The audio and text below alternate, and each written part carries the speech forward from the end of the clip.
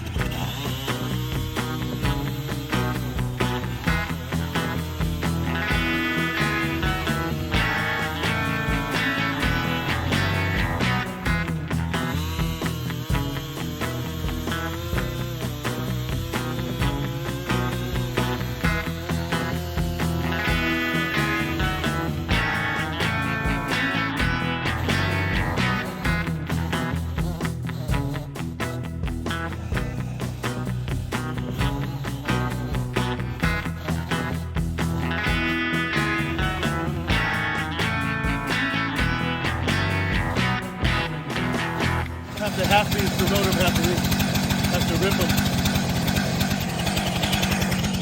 These things are pretty big, so I'll see you in a little bit.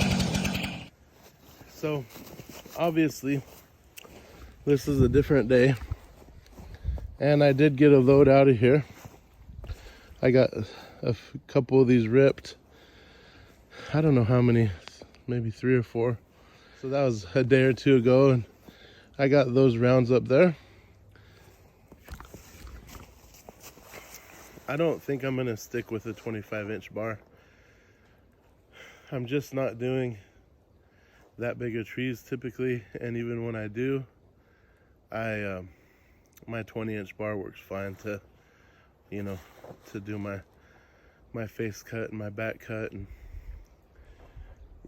even if when I'm bucking it up, it, you know, obviously there's ways to do it to get around the shortage in your bar, but the 25-inch bar just doesn't have enough benefits to me in order to justify spending twice as much. I mean, the 20-inch bar is $50, 25-inch bar is $100, so it just doesn't make sense, you know. But anyways, yeah, it doesn't even, I don't even think I'm cutting as fast with it, because there's just, if you do the math, I mean, it's only more cutters, it's not more at the same amount of time, and you only have the same size power head running a bigger bar, so it's probably running slower as a matter of fact. So handling that 20-inch bar is perfect for my MS400. If I ever go to a 500i or a 660 or some big Husqvarna, I guess, what would it be, a 572, 592? I don't know all the I know they got a nice 372, I believe, but so that's where I'm at with that for now. So anyways, I'm gonna rip these, load them, and see what other kind of trouble I can hunt up out here. Oh, here comes the wind.